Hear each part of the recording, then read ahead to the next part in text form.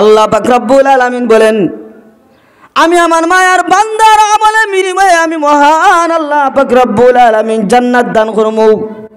এই জন্য আল্লাহ পাক রব্বুল আলামিন বলেন, মায়ার বান্দারে আমি আল্লাহ পাক রব্বুল আলামিন তোমাদেরকে ওয়াজ করতেছি, নসিহত করতেছি, মরণ আসার আগ পর্যন্ত তুমি তোমার মালিকের ডিউটি করতে দেখো। আমরা এখানে মালিকের ডিউটি পালন করবো। আসমান বানাইছেন আল্লাহ, জমিন বানাইছেন আল্লাহ, পাহাড় পর্বত বানাইছেন আল্লাহ, যা কিছু আল্লাহ বানাইছেন মহান আল্লাহ এগুলো সৃষ্টি করেছেন। এই জন্য আমাদেরকে মহান আল্লাহ সৃষ্টি করেছেন।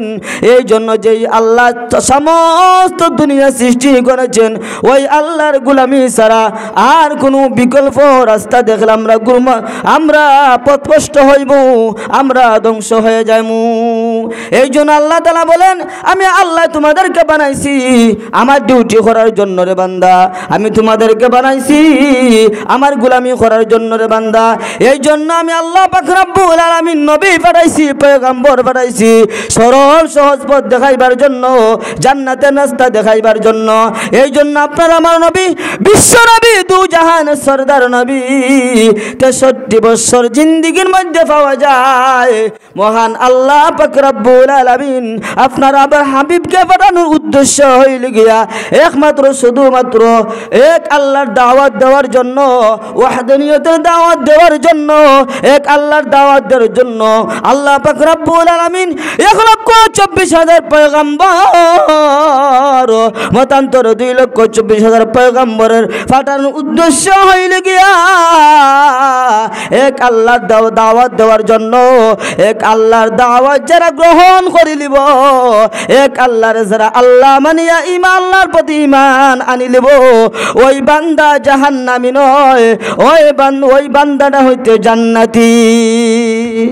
যে আল্লাহর বান্দা বলিলে লা ইলাহা ইল্লাল্লাহ মুহাম্মাদুর রাসূলুল্লাহ, আল্লাহ তাআলা ছাড়া আর কোনো মাবুদ নাই, আল্লাহ তাআলা ছাড়া আর কোনো ইলাহ নাই, আল্লাহ তাআলা ছাড়া আর কোনো মাবুদ নাই। যে আল্লাহর বান্দায় এক আল্লাহর প্রতি ঈমান আনবো, আল্লাহ পাক রব্বুল আলামিন বলেন, ঈমান আনার বদৌলতে মহান আল্লাহ তাআলা তার 60 বছর জিন্দেগির গুনাহ মাফ করিয়া দিয়া ঈমানের বরকতে মহান আল্লাহ তার জান্নাত দান করবা।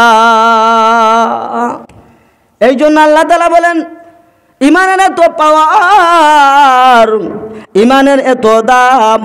আল্লাহ পাক রব্বুল আলামিন বলেন, দুর্বল ঈমানদার যদি এক কালিমা পড়ছে তারপরে তার আমি জাহান্নামে দিতাম না। কারণ হচ্ছে গিয়া আমার বান্দার আমি বানাইছি অনেক মোহব্বত করিয়া, মায়া করিয়া। এই জন্য আল্লাহ তাআলা বলেন, মায়ের বান্দা বান্দিরা শুনো, আমি আল্লাহ তাআলা ডিউটি পালন করো, আমি নবীর অনুসরণ করো, আমার হাবিবের অনুকরণ কর, ইত্তেবা করো। আমার হাবিব যা আদেশ করেন, কোনো মন গড়া কোনো আদেশ করেন নাই। আমি আল্লাহর পক্ষ থেকে যা আদেশ করা হয়, আমার হাবিবে তা মানুষের সামনে এইগুলা প্রচার করেন। এই জন্য আমি আল্লাহর ইত্তেবা করো, আমি আল্লাহর স্মরণ করো, আমার হাবিবরে তুমি স্মরণ করো। আমি আল্লাহর হুকুম, নবীজির তরিকা মধ্যে কোনো আল্লাহর মায়ের বান্দা বান্দিরা তার জীবনটা সাজায় নে, পরকারে তার জন্য চিরস্থায়ী সুখের ঠিকানা জান্নাত। এই জন্য আল্লাহ তাআলা বলেন, মরণ আসার আগ পর্যন্ত মালিকের ডিউটি আরম্ভ করতে দেখো, পালন করতে দেখো। ওই ডিউটি আল্লাহ তাআলার গোলামির কারণে মহান আল্লাহ তোমার জান্নাত দিবা। এবার দেখেন মেরে দোস্ত বুজুর্গ, বাদশাহ হারুনুর রশিদ, উনি একজন ধনী মানুষও, উনি একজন আলিমও, উনি একজন মুত্তাকি পরহেজগারও। বাদশাহ হারুন রশিদ একদিন স্বপ্নে যুগে দেখলেন মসজিদ বানাইতেছেন। বাদশাহ হারুন রশিদ তাদের যা কৌমহল আছে সমস্ত মানুষদেরকে বললেন, জনগণহলেরা বললেন, ও ভাইয়েরা শুনো, আমি গতকালকে স্বপ্নে দেখছি মহান আল্লাহ পাক রব্বুল আলামিন আমার স্বপ্ন যুগে দেখাইছেন আল্লাহর ঘর তৈরি জান্নাত, আল্লাহর ঘর তৈরি মসজিদ বানানোর জন্য। ও ভাইয়েরা, আর আমার ইঙ্গিত দেওয়া হয়েছে, ও বাদশাহ হারুন রশিদ, তুমি জান্নাতে যাইতে হইলে, জান্নাতে মসজিদ পাইতে হইলে তুমি দুনিয়াতে একটা মসজিদ বানাও। বাদশাহ হারুন রশিদ একদিন, 2 দিন, 3 দিন একই স্বপ্নই ধারাবাহিকভাবে দেখলেন।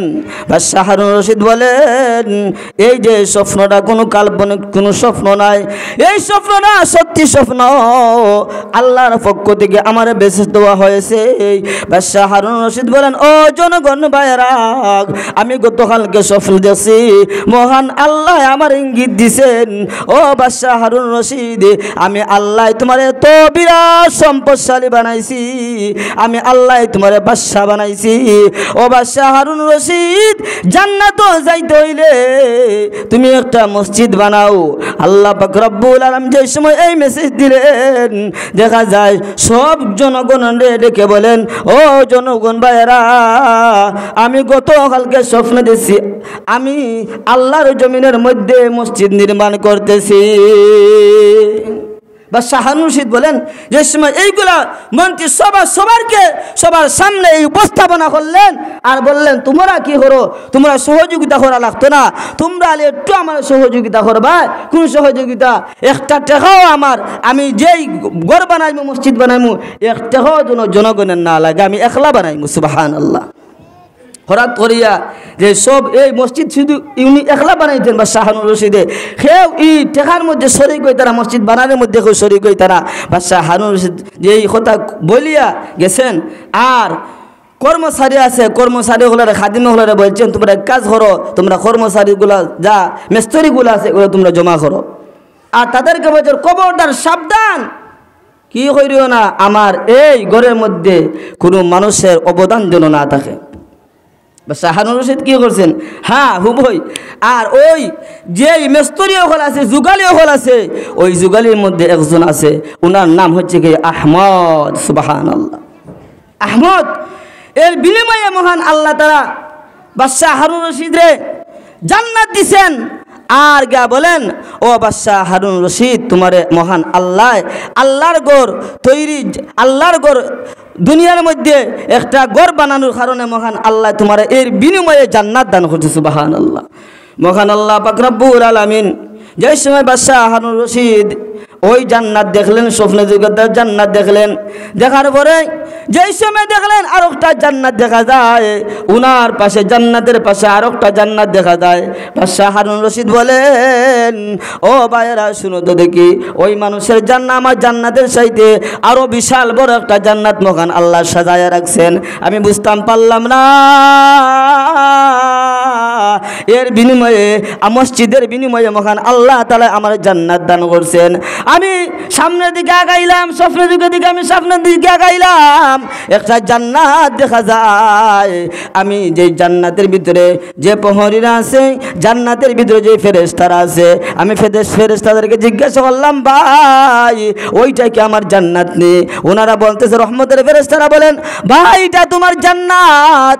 এই জান্নাত দেখি এদিকে যে সামনের দিকে অগ্রসর হলেন, বাদশাহ হারুন রশিদ দেখেন সামনে আর একটা জান্নাত দেখা যায়।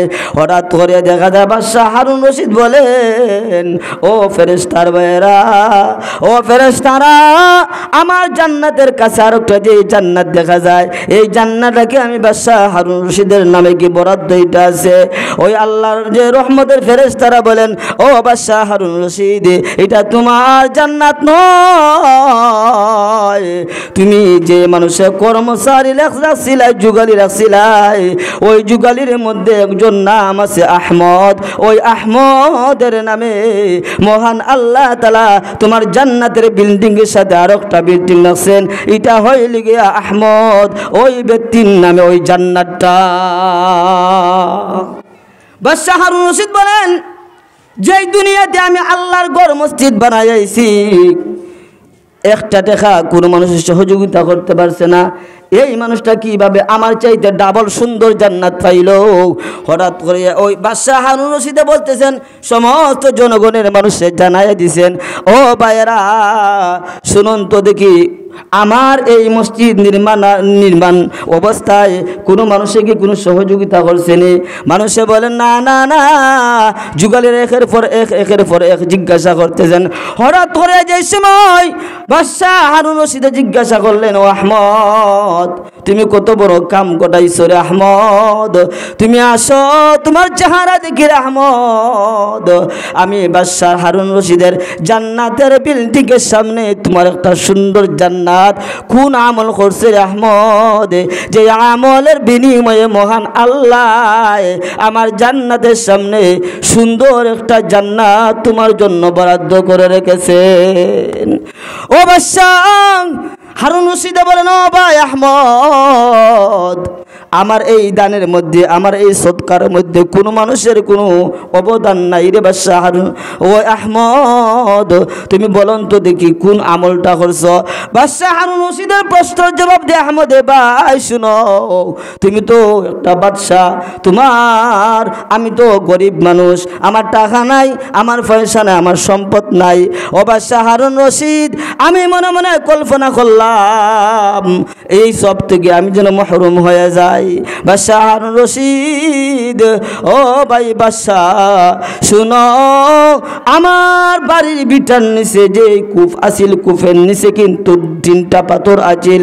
তুমি যে 3টা পাথর, আমি যে 3টা পাথর, এই পাথরের নাম হচ্ছে গিয়া মুজাইব পাথর। ও ভাই বাদশাহ হারুন রশিদ শুনো, তুমি যে পাথরগুলো কিনে এনেছো, আর তোমার পাথরের আর আমার পাথরের কোনো ডিফারেন্স নাই, হুবহুব সমান। তোমার পাথরের যে ডিজাইন, ওই আমার পাথরের হুবহুব ডিজাইন। আমি রাত্রের অন্ধকারে ওই তোমার পাথরের সাথে আমি গরিবের আহমদের ওই 3খানা পাথর আমি ওই পাথরের সামনে আমি মিশাইয়া দিছি। আমার কোনো অবদান নাই। আমি মনে মনে আল্লাহর কাছে ফরিয়াদ করছি, আল্লাহ, ও আল্লাহ, জান্নাত বানাইছো তুমি, আর বাদশাহ হারুন রশিদে তুমি বাদশাহ বানাইছো। আল্লাহ, আমি তো বাদশাহও নাই, আমি ফকির মানুষ, আমি মিসকিন মানুষ। আল্লাহ, এই সবটুকু তো আমি মাহরুম হয়ে যাবো। আল্লাহ, তুমি না ঘোষণা করছো দুনিয়াতে যারা মসজিদ বানাইবো জান্নাতের জন্য, তার জন্য মসজিদ বানায় রাখবাই। মাম্বানা লিল্লাহি মাসজিদান বানাল্লাহু লাহু বাইতান ফিল জান্নাহ। ও ভাই বাদশাহ হারুন রশিদ, আমি জবান থেকে শুনেছি যারা দুনিয়াতে আল্লাহর ঘর তৈরি আল্লাহর ঘর তৈরি মসজিদগুলা দুনিয়াতে বানাইবো আল্লাহর জমিনের মধ্যে, তার জন্য মহান আল্লাহ তাআলা জান্নাতের ভিতরে একটা মসজিদ বানায় রাখবেন। ওইগুলা আমি চিন্তা ফিকির করতেছি। আমি 1 দিন 2 দিন 3 দিন নয়, আমি দীর্ঘদিন যাবত আমি চিন্তা ফিকির করতেছি। আমি আহমদের কোনো টাকা নাই, কোনো পয়সা নাই। আমার হঠাৎ করে ব্রেনের মধ্যে আসলো বাদশাহ হারুন রশিদের যে পাথরগুলা কিনেছে, আমার ওই 3খানা পাথর আমার ঘরের মধ্যে আছে, হুবহুব পাথর, মুজাইব পাথর, আর আমার পাথরের মধ্যে কোনো ডিফারেন্স নাই, হুবহুব এক ডিজাইনের পাথর। আমি আল্লাহকে সাক্ষী রেখে বলতেছি, আল্লাহ, বাদশাহ হারুন রশিদে তার সমস্ত অবদানে যেই মসজিদ বানানো হয়েছে, আল্লাহ বাদশাহ হারুন রশিদ যেইভাবে মসজিদ বানাইছে, আল্লাহ তার দানটা বড় হইতে পারে, আমি আহমদের দানটা ছোট হইতে পারে। আল্লাহ, আমি একদিন বিশ্বাস করে দানটা করলাম, আমার এই ছোট্ট দানটার দিন কবুল করে না। বাদশাহ হারুন রশিদ বলতেছে, ভাই শুনো, এই তোমার ছোট দানের বরকতে মহান আল্লাহ এত বিশাল জান্নাত দান করছেন। আমি আহমদের জান্নাতের চাইতে তোমার জান্নাত আল্লাহ এত বিশাল বড় বানাইছেন। এবার শুনেন ভাই, আমি যদি 10 টাকা 20 টাকা 100 টাকা দিয়ে যদি সহযোগিতা হয়, এই জন্য নবীদের হাদিস প্রমাণ করে, মান বানা লিল্লাহি মাসজিদান বানাল্লাহু লাহু বাইতান ফিল জান্নাহ। আল্লাহ নবী বলেন, ও আমার মায়ের উম্মত হল, শুনো, দুনিয়াতে মসজিদ বানাও, আল্লাহ জান্নাতের ভিতরে তোমার নামে মসজিদ বানাইবেন। সুবহানাল্লাহ। আপনি আমি সহযোগিতা করতাম পাই না, আপনার আমার কি নাই, এই সামর্থ্য নাই, এই তৌফিক নাই, আপনি আমি মসজিদ মাদ্রাসা দিয়া সহযোগিতা করি, আল্লাহ তোমার নামে একটা কি দেবা, মসজিদ বানায় রাখবা। সুবহানাল্লাহ। এই জন্য মেরে দোস্ত বুজুর্গ, আমার তিলাওয়াত করতে আয়াতের মধ্যে বলেন ওয়া আবুদু রাব্বাকা হাত্তা ইয়াতিয়াকাল ইয়াকিন, হাত্তা ইয়াতিয়াকাল ইয়াকিন। ও দুনিয়া মানুষেরা শোনো, মহান রব, মহান প্রতিপালক আমাদেরকে উপদেশ দিতেছেন, মরণ আসার আগ পর্যন্ত তুমি তোমার মালিকের ডিউটি করতে থাকো। মালিকের ডিউটি যদি করতে থাকো, একমাত্র তোমার মালিকের ডিউটি করতে করতে করতে করতে তোমার তো মরণ হয়ে যায়, আল্লাহ তোমার ইমানের হালতে মউত দান করবে। সুবহানাল্লাহ।